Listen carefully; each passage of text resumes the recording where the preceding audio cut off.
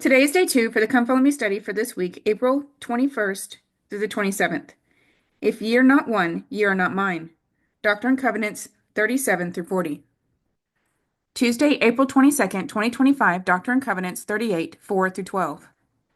The Zion of Enoch to join with the holy city we have built. Doctrine and Covenants 38, 4. I am the same which have taken the Zion of Enoch into mine own bosom. And verily I say, even as many as have believed in my name, for I am Christ, and in mine own name, by the virtue of the blood which I have spilt, have I pleaded before the Father for them. To be in the bosom of someone is a Hebrew idiom. Anciently, people wore loose robes bound around the waist with the sash.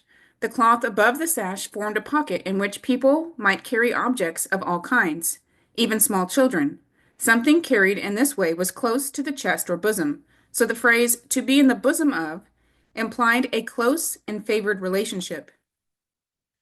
Enoch, the seventh from Adam, built a city called Zion, after the people of God, so named by the Lord, because they were united, righteous, and prosperous. This city of Enoch flourished for 365 years, and then the Lord, by some process not known to us, took it with all its inhabitants to his bosom, thus saving them from destruction in the flood that was to come. And from thence went forth the saying, Zion is fled. Elder Orson Pratt said, it was called a city of holiness, for God came down and dwelt with that people. He was in their midst. They beheld his glory. They saw his face, and he condescended to dwell among them for many long years, during which time they were instructed and taught in all his ways. And when they were fully prepared, having learned the doctrine of translation, were caught up into the heavens, the whole city. Near the time of the coming of Jesus Christ, the faithful saints will build a righteous city, a city of God, called the New Jerusalem. Jesus Christ himself will rule there. The Lord said the city will be built in the state of Missouri in the United States. Elder Alvin R. Dyer said, the city of God, or the place where the city of the New Jerusalem shall be built, which shall be the first of the cities of Zion, shall therefore be established in Jackson County, Missouri. The prophet Joseph Smith taught that the New Jerusalem would be the first of Zion communities built in preparation for the millennium. The New Jerusalem will be called an holy city because it is a place of righteousness, and it will be located at Independence, Jackson County, Missouri. The physical gathering of Israel means that the covenant people will be gathered home to the lands of their inheritance and shall be established in all their lands of promise. The tribes of Ephraim and Manasseh will be gathered in the Americas. The tribe of Judah will return to the city of Jerusalem and the area surrounding it. The lost 10 tribes will receive from the tribe of Ephraim their promised blessings. The Institute Student Manual for Jeremiah says chapters 30 through 33 deal with the prophet's predictions of the restoration of Israel and Judah in the last days, and of the Lord's making a new and everlasting covenant with them. They have great meaning for the Latter-day Saints and should be studied carefully. Elder Ezra Taft Benson spoke of the Latter-day Gathering as having 3 phases. 1, the gathering of Israel to the land of Zion, the American hemisphere. 2, the return of the 10 tribes from the countries of the north. And 3, the reestablishment of the Jews in Palestine as God's chosen people. President Joseph Fielding Smith said, there are many references in the Bible to Zion, a land or place separate and distinct from Jerusalem. Such passages are found in the 2nd chapter of Isaiah and the 4th chapter of Micah. Through modern revelation, the Lord has made it known that the American continent is to be the land that the city Zion, the New Jerusalem, shall be built. Article of Faith 10. We believe in the literal gathering of Israel and in the restoration of the 10 tribes, that Zion, the New Jerusalem, will be built upon the American continent, that Christ will reign personally upon the earth, and that the earth will be renewed and receive its paradisiacal glory. The Lord even designated a place in North America for the city of Zion, the place of the New Jerusalem. Elder Alvin R. Dyer said, I recall upon a recent occasion when the President, McKay, and I were discussing our visit to Jackson County, Missouri in June of 1866.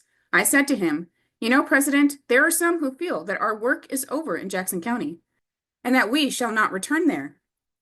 His answer was, all that I can say about that is that they do not understand the revelations. Elder Russell M. Nelson said, "This promise of the gathering, woven all through the fabric of the scriptures, will be fulfilled just as surely as the prophecies of the scattering of Israel." On another occasion, the prophet gave the following admonition: "We ought to have the building up of Zion as our greatest object. When wars come, we shall have to flee to Zion. The cry is to make haste. The last revelation says, 'Ye shall not have time to have gone over the earth until these things come.' The time is soon coming when no man will have any peace but in Zion and her stakes. I saw men hunting the lives of their own sons, and brother murdering brother, women killing their own daughters, and daughters seeking the lives of their mothers. I saw armies arrayed against armies. I saw blood, desolation, fires. The Son of Man has said that the mother shall be against the daughter, and the daughter against the mother. These things are at our doors. They will follow the saints of God from city to city. Satan will rage, and the spirit of the devil is now enraged. I know not how soon these things will take place, but with the view of them, shall I cry peace? No, I will lift up my voice and testify of them." Doctrine and Covenants 88. "Behold, I sent you out to testify and warn the people, and it becometh every man who hath been warned to warn his neighbor." Doctrine and Covenants 101. "And in that day all who are found upon the watchtower, or in other words, all mine Israel, shall be saved." In his vision of the future, Enoch saw that great tribulations would make necessary a means of preserving the Lord's people upon the earth in the last days. That means is to gather the elect in Zion. The prophet Joseph Smith taught that same principle when he said that without Zion and a place of deliverance, we must fall, because the time is near when the sun will be darkened and the moon turn to blood, and the stars fall from heaven, and the earth reel to and fro. Then, if this is the case, and if we are not sanctified and gathered to the places God has appointed, with all our former professions, and with our great love of the Bible, we must fall. We cannot stand. We cannot be saved. For God will gather out his saints from the Gentiles, and then comes desolation and destruction, and none can escape except the pure in heart who are gathered.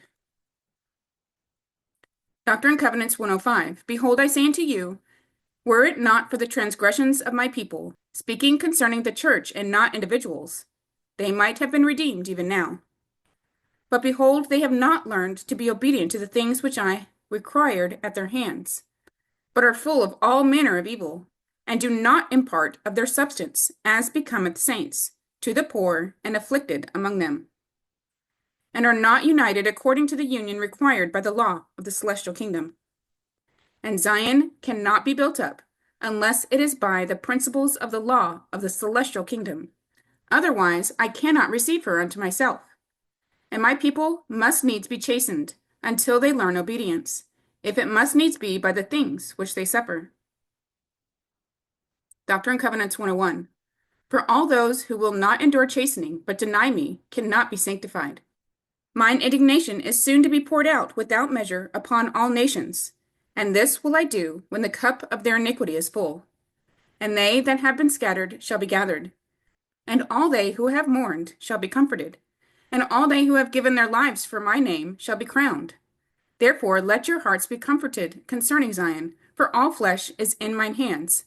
Be still, and know that I am God. Zion shall not be moved out of her place, notwithstanding her children are scattered."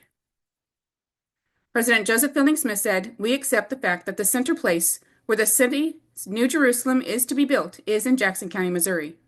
It was never the intention to substitute Utah or any other place for Jackson County."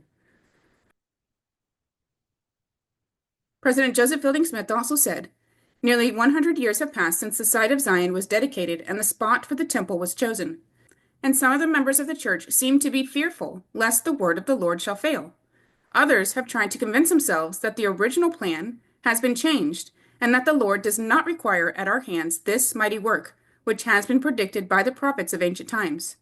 We have not been released from this responsibility, nor shall we be. The word of the Lord will not fail. If we look back and examine his word carefully, we will discover that nothing has failed of all that he has predicted, neither shall one jot or tittle pass away unfulfilled. It is true that the Lord commanded the saints to build to his name a temple in Zion. This they attempted to do, but were prevented by their enemies. So the Lord did not require the work at their hands at that time. The release from the building of the temple did not, however, cancel the responsibility of building the city and the house of the Lord at some future time. When the Lord gets ready for it to be accomplished, he will command his people, and the work will be done. This western continent is designated as the land of Zion. The holy city which is to be built upon this land is sometimes called the city of Zion. We should keep in mind that these terms, City of Zion and New Jerusalem, have reference to the same sanctified place, from whence shall go forth the law, with the word of the Lord from Jerusalem. Jerusalem of old, after the Jews have been cleansed and sanctified from all their sin, shall become a holy city, where the Lord shall dwell, and from whence he shall send forth his word unto all people. Likewise, on this continent, the city of Zion, New Jerusalem, shall be built, and from it the law of God shall also go forth. Each city shall be headquarters for the Redeemer of the world, and from each he shall send forth his proclamations. Elder Orson F. Whitney said, "The monument will stand in Jackson County, Missouri. There the great city will be built. There Zion will arise and shine, the joy of the whole earth, and there the Lord will come to his people in his own time, when his people shall have made the required preparation." Doctrine and Covenants 101. They that remain and are pure in heart shall return and come to their inheritances, they and their children with songs of everlasting joy, to build up the waste places of Zion. Elder Heber C. Kimball said, "An army of elders will be sent to the four quarters of the earth to search out the righteous and warn the wicked of what is coming. All kinds of religions will be started and miracles performed that will deceive the very elect, if that were possible. Our sons and daughters must live pure lives, so as to be prepared for what is coming. After a while, the Gentiles will gather by the thousands to this place, and Salt Lake City will be classed among the wicked cities of the world. A spirit of speculation and extravagance will take possession of the saints, and the results will be financial bondage. Persecution comes next, and all true Latter-day Saints will be tested to the limit. Many will apostatize, and others will be still not knowing what to do. Darkness will cover the earth, and gross darkness the minds of the people. The judgments of God will be poured out on the wicked to the extent that our elders from far and near will be called home. Or in other words, the gospel will be taken from the Gentiles and later on carried to the Jews. The western boundary of the state of Missouri will be swept so clean of its inhabitants that, as President Young tells us, when you return to that place, there will not be left so much as a yellow dog to wag his tail. Before that day comes, however, the saints will be put to a test that will try the integrity of the best of them. The pressure will become so great that the more righteous among them will cry unto the Lord day and night until deliverance comes. In June of 1831, the Lord declared to the saints that the land of Missouri would be consecrated as the land of their inheritance.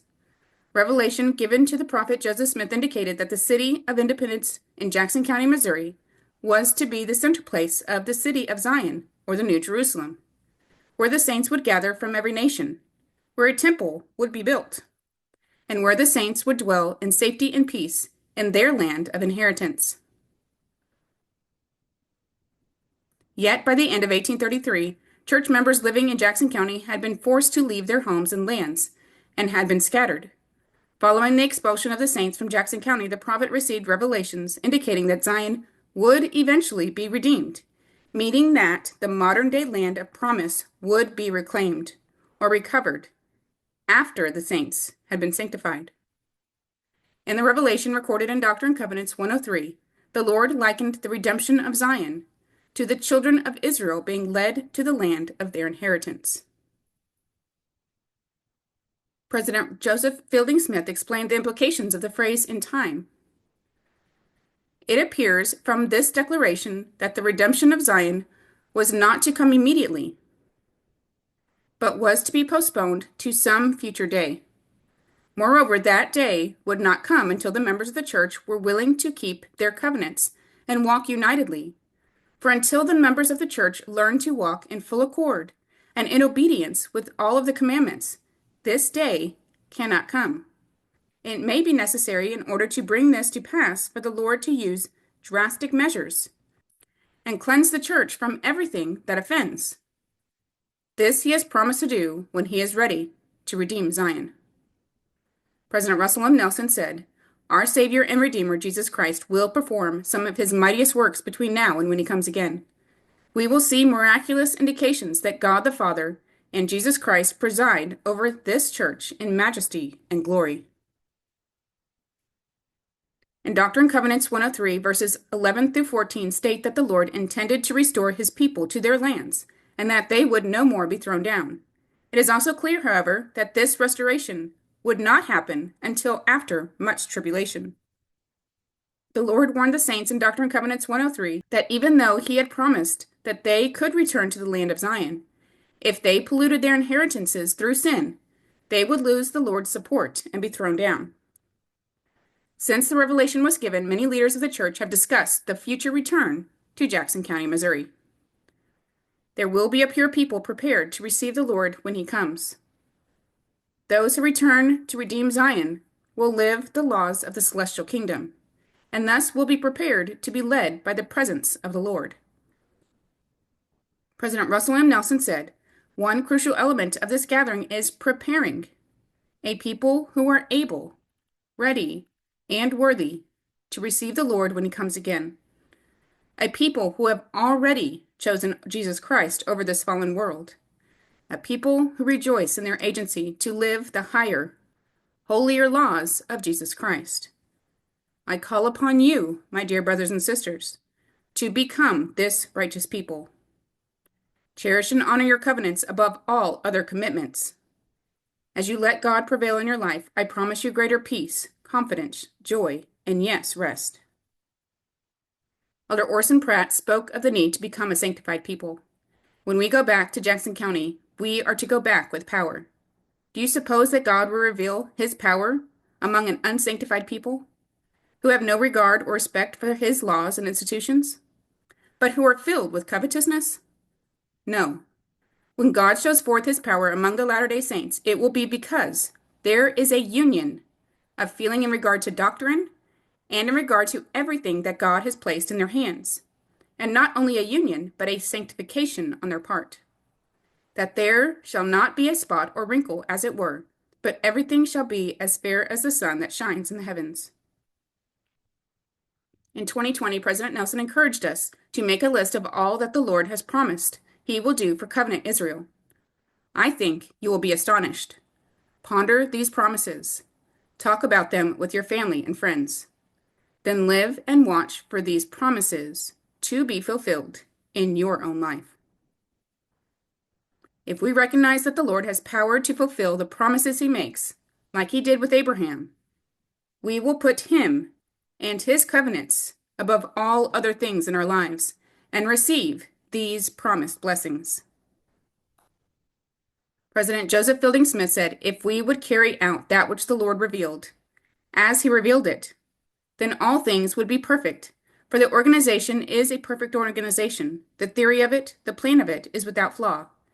If we followed all the orders that have been given to us in the priesthood and otherwise, if we would put into practice the great doctrines which have been revealed in the revelations contained in the Holy Scriptures, it would only be a matter of a very short time until this great people would be in the same condition, absolutely, as were the people in the city of Enoch.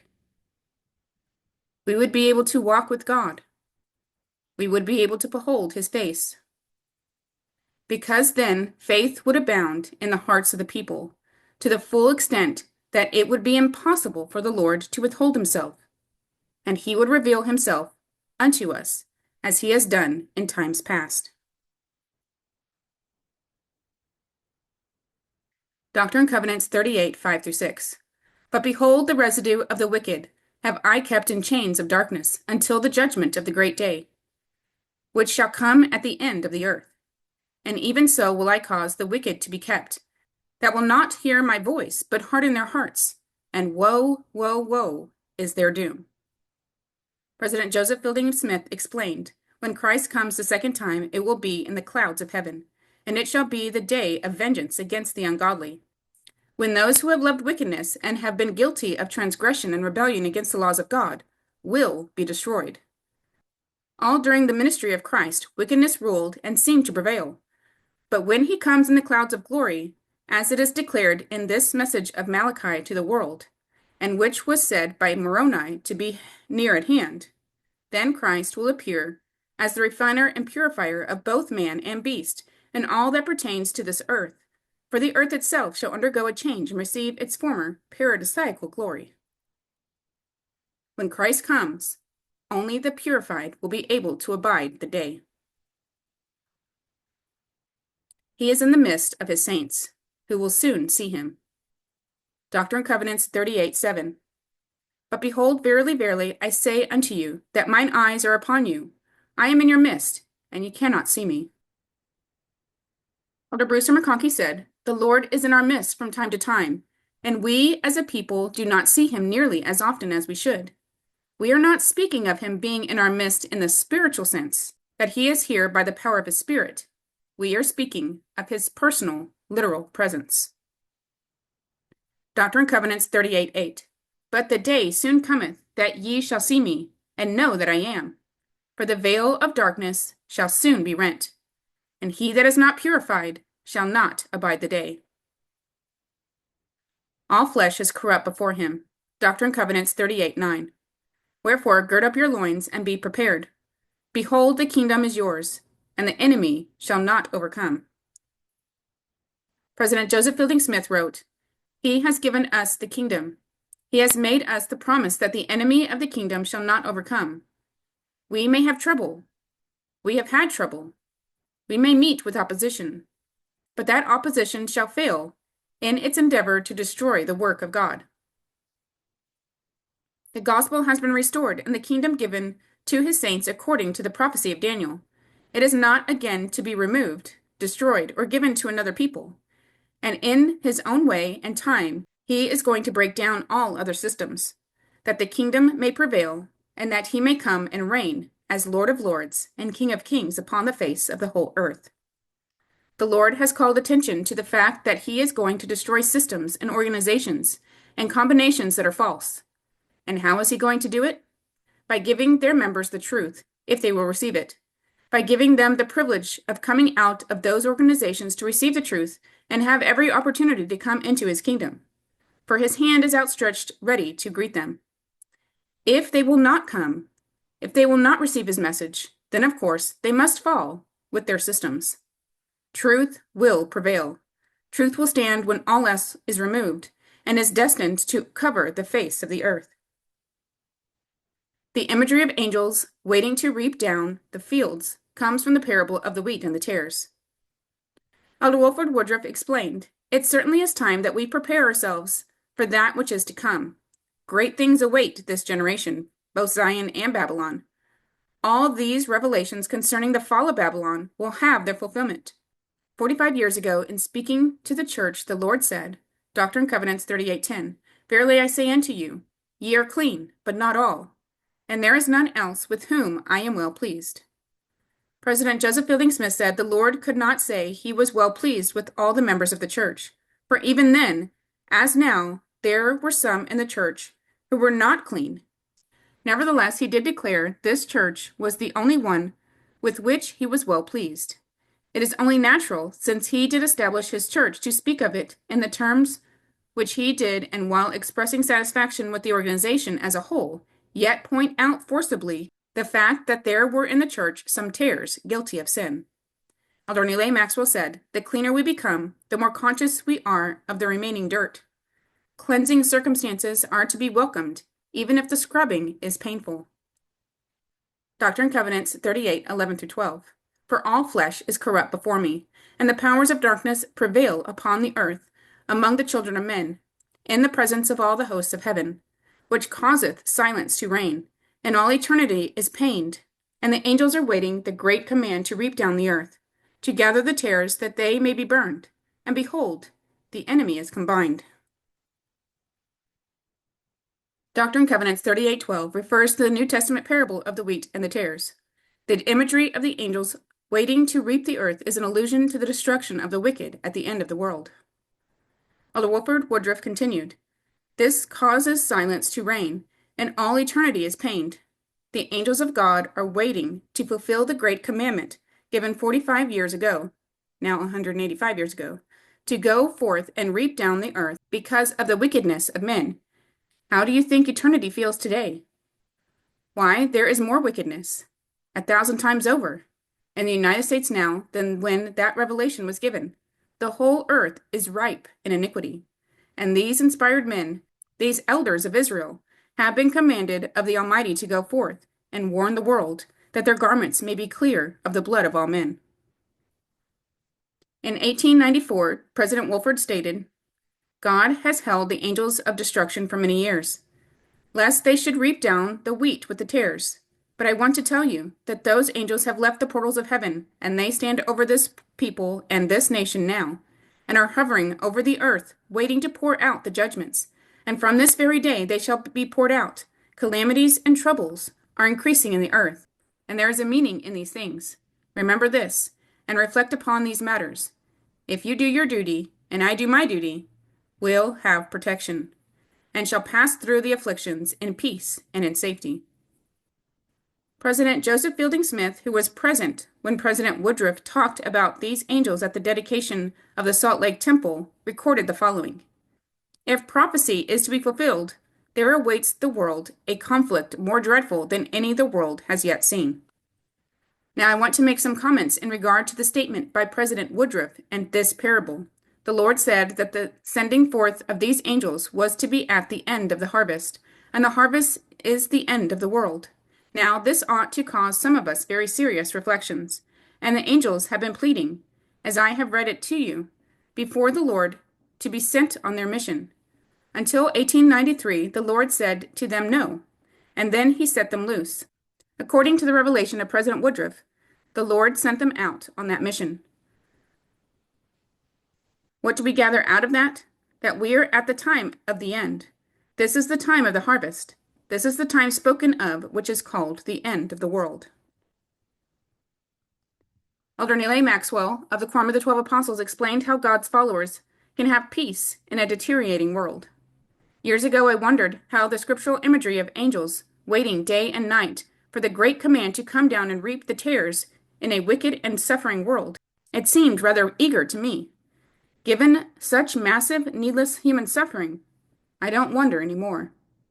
Even so, the final reaping will occur only when the Father determines that the world is fully ripe. Meanwhile, brothers and sisters, the challenge is surviving spiritually in a deteriorating wheat and tares world. Granted, occasionally a few defectors or dissidents may try to vex us as they hyperventilate over their particular concerns, but it is the engulfing effects of that deteriorating world on church members which is the clear and present danger. Evils and designs really do operate through conspiring individuals in the last days. The Lord has ever announced, "Behold, the enemy is combined." Yet we must not be intimidated or lose our composure, even though the once morally unaccepted is becoming acceptable, as if frequency somehow conferred respectability.